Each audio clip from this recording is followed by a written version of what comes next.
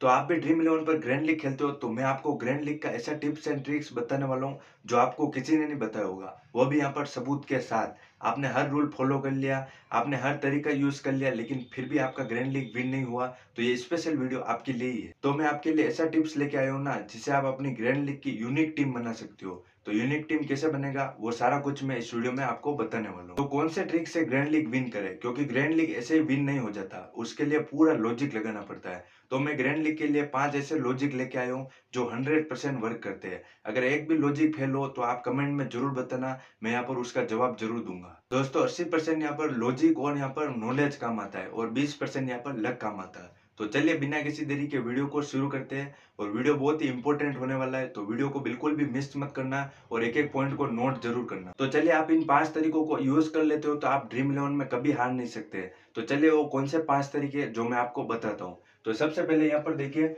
एक तो ये टीम हो गई एमआई की और एक हो गई आरसीबी की। तो यहाँ पर मान लीजिए एमआई जो है बैटिंग फर्स्ट कर रही है, ठीक है, बैट फर्स्ट कर रही है, और यहाँ पर बैटिंग सेकंड यहाँ पर आरसीबी की आने वाली है। तो यहाँ पर आपको लॉजिक ध्यान से समझना। तो पहला तरीका है कि आप अगर ओपनिंग बैट्समैन को रख रहे हो यहाँ पर बैटिंग टीम से, तो आपका जो ये बॉलर है जो बॉलिंग टीम से ओपनिंग करने वाला है, जैसे कि भुवनेश्वर कुमार हो गया, ठीक है, तो आपको इसको अपनी टीम में नहीं रखना है। क्यों नहीं रखना है? क्योंकि दोस्तों यहाँ पर ग्रैंड लीग की टीम में ओपनिंग बैट्समैन और यहाँ पर जो ओपनर बॉलर होता है अपोजिट टीम का, वो दोनों एक साथ नहीं रह सकते। क्यों नहीं रह सकते हैं? क्योंकि दोस्तों यहाँ पर मान लीजिए यहाँ पर रोहित शर्मा ओपनिंग कर रहा है, ठीक है, और इनके साथ यहाँ पर रिकल्टन आएंगे, ठीक है, दोनों ओपनिंग करने आ गए यहाँ पर बैटिंग में, और उनके सामने अगर आपकी ड्रीम इलेवन की टीम में ये दोनों भी है और साथ में यहाँ पर भुवनेश्वर कुमार भी ले रखा है आपने और जॉस हेजलवुड को भी ले रखा है, तो यहाँ पर भुवनेश्वर कुमार या तो यहाँ पर जो है भुवनेश्वर कुमार आते ही इनको आउट कर देगा, तो आप अपनी ग्रैंड लीग की विनिंग से चूक गए। यानी कि रोहित शर्मा को आउट करेगा या रिकल्टन को आउट करेगा, तो आपकी जो ड्रीम इलेवन की टीम है वो यहाँ पर खत्म हो गई, यानी कि उसका कुछ मतलब नहीं है, ठीक है। वही अगर यहाँ पर आपका जो बॉलर है, यानी कि आप इन दोनों को लेते हो और भुवनेश्वर कुमार को लेते हो, तो मान लीजिए रोहित शर्मा और रिकल्टन दोनों ने यहाँ पर ताबड़तोड़ कुटाई कर दी, ठीक है, तो आपका क्या हो गया, ये जो भुवनेश्वर कुमार है वो यहाँ पर बॉलर बिल्कुल भी फ्लॉप हो गया। तो यहाँ पर जो आपकी टीम है वो यहाँ पर भी ग्रैंड लीग विनिंग से चूक गई, यानी कि ये दोनों वर्क कर जाएंगे, तो यहाँ पर आपका बॉलर फ्लॉप हो जाएगा। तो आपको यहाँ पर सबसे ज्यादा लॉजिक इस पर ही यूज करना है। तो आपको क्या करना है दोस्तों, आपको एक चीज का ध्यान रखना है, क्योंकि आप ड्रीम इलेवन में है, या तो आप ग्रैंड लीग विनिंग करोगे या फिर जो है 59 या फिर 100 जो भी लगाओगे वो हार जाओगे, यानी कि या तो जीत है या यहाँ पर हार होगी, ठीक है। इन दोनों में से आपको एक चीज ध्यान रखना है ग्रैंड लीग में। उसके बाद आपको एक चीज ध्यान रखनी है कि ग्रैंड लीग में आपको ओपनिंग बैट्समैन और यहाँ पर जो ओपनर बॉलर है ऑपोजिट टीम का, उनको दोनों को एक साथ कभी भी नहीं रखना है। आपको क्या करना है कि जब भी आप अपनी टीम को क्रिएट करो, अगर आप ओपनिंग बैट्समैन को रख रहे हो तो जो ओपनर बॉलर है उनको अपनी टीम से ड्रॉप कर दो।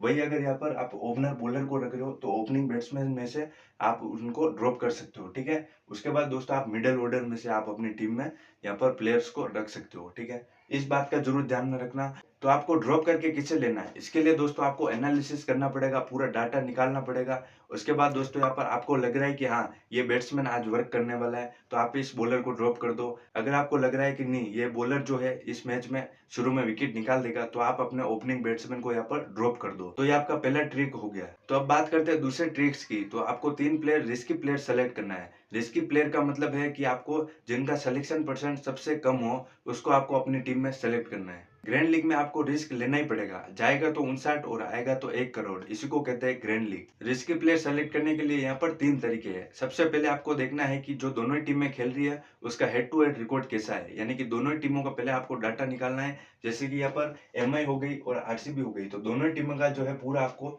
ऐसे डाटा निकालना है जैसे मैंने यहाँ पर निकाल रखा है, और आपको उस हिसाब से देखना है कि जो वेन्यू है इस पे इन दोनों टीमों का रिकॉर्ड कैसा है, और आपको जो रिस्की प्लेयर लेना है वो यहाँ पर अच्छा कर सकते हैं या नहीं कर सकते हैं, ठीक है। और उसके बाद लास्ट है कि इस पिच पर जो है यहाँ पर कैसा परफॉर्मेंस है उन रिस्की प्लेयर का जिसको आपको लेना है, यानी कि वहां पर पहले खेल चुके हो और वहां पर उनका रिकॉर्ड अच्छा हो, एवरेज अच्छा हो। तो तीसरा है प्लेयर बैटल, अगर बॉलर है तो कितना विकेट लेता है, और अगर बैट्समैन है तो कितना रन बनाता है जब ये दोनों ही टीमें आपस में खेलती है। तो इन सब बातों को ध्यान में रखकर ही आपको रिस्की प्लेयर सेलेक्ट करना है। तो अब बात करते हैं तीसरे ट्रिक की। तो यहाँ पर आपको क्या करना है, दोनों ही टीमों के 11-11 प्लेयर का आपको पूरा डाटा निकाल देना है, और यहाँ पर पूरा लिखना है कि कौन सा बैट्समैन राइट हैंड बैट्समैन है और कौन सा जो बैट्समैन है लेफ्ट हैंड बैट्समैन है। और बॉलर कौन सा है, फास्ट बॉलर है या स्पिनर है। अब फास्ट बॉलर है तो कौन सा है, लेफ्ट आर्म फास्ट बॉलर है या फिर राइट आर्म फास्ट बॉलर है। और स्पिनर है तो कौन सा स्पिनर है, लेग ब्रेक है, ऑफ ब्रेक है, और यहाँ पर लेफ्ट आर्म चाइना मैन है या फिर लेफ्ट आर्म ऑर्थोडॉक्स है।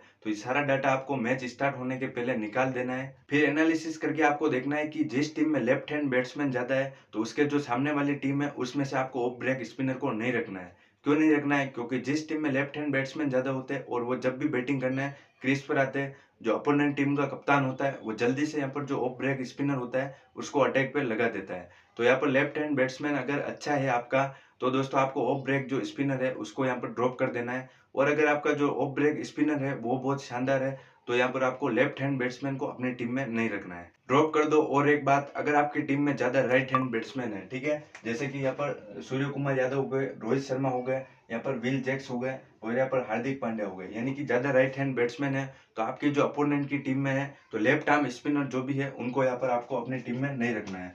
जैसे कि यहाँ पर स्वप्निल सिंह हो गए, यहाँ पर कुणाल पांड्या हो गए।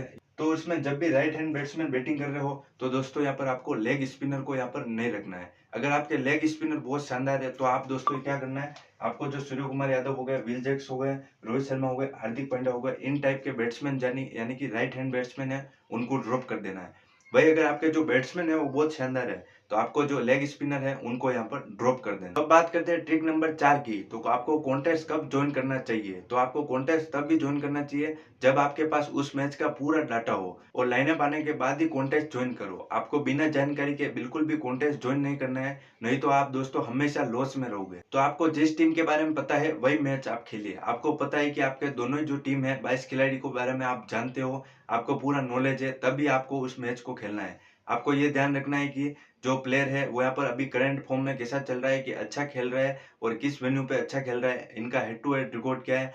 और साथ में दोस्तों यहाँ पर जो बॉलर है T20 में पूरे 4 ओवर डालता है या नहीं डालता है, और यहाँ पर जो ODI है उसमें 10 ओवर डालता है या नहीं डालता है, सारी चीजें आपको पता होनी चाहिए, तभी दोस्तों आपको वो मैच खेलना है। नहीं तो दोस्तों सारे जो मैच है वो खेलने की कोशिश मत करो, और नहीं तो आपका हमेशा लॉस होगा। और आपको लगता है कि ये टीम जीतने वाली है तो उसके यहाँ पर 7 प्लेयर अपनी टीम में रखो, और जो हारने वाली है उसके यहाँ पर 4 प्लेयर टीम में रखो, और कप्तान और वाइस कप्तान जो है यहाँ पर जीतने वाली टीम में से ही आपको बनाना है, जिस पर आपको भरोसा हो। अब बात करते हैं 5वें और लास्ट पॉइंट की। तो सबसे इंपॉर्टेंट पॉइंट होने वाला है, क्योंकि दोस्तों आप जब भी किसी का भी टेलीग्राम चैनल ज्वाइन करते हो और वो जब भी टीम देता है तो अगर आप उस टीम को ग्रैंड लीग में लगाते हो तो आपको क्या करना है, उसमें 2 से 3 को चेंज कर देना है। क्योंकि अगर सेम टीम लगाओगे तो उस चैनल पर दोस्तों जितने भी मेंबर होंगे सारी की सारी वही टीम में लगाएंगे, और उस चैनल पर क्या पता 1000 लोग हो, क्या पता 50,000 लोग हो, 20,000 लोग हो, कितने भी लोग वहां पर हो सकते हैं।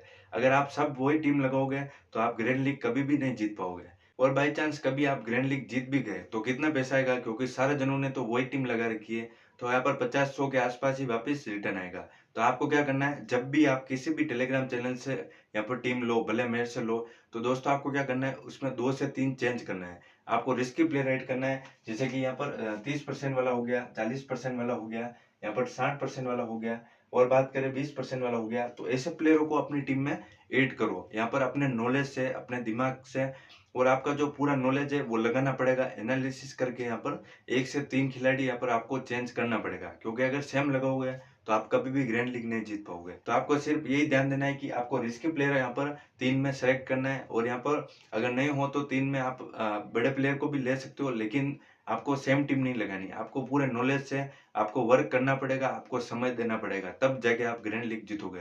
तो आपको क्या करना है, ऐसे प्लेयर को अपनी टीम में ऐड करना है जो दोस्तों आपको ग्रैंड लीग जिता सके। मैंने बोला आपको इस प्रकार डाटा बना लेना है कि आपको कॉपी पे कि ये राइट हैंड बैट्समैन है, लेफ्ट हैंड बैट्समैन है, कौन सा बॉलर है, कौन सा स्पिन बॉलर है, और यहाँ पर सबसे इंपॉर्टेंट होती है पिच रिपोर्ट। दोस्तों आपको पिच रिपोर्ट समझना बहुत जरूरी है।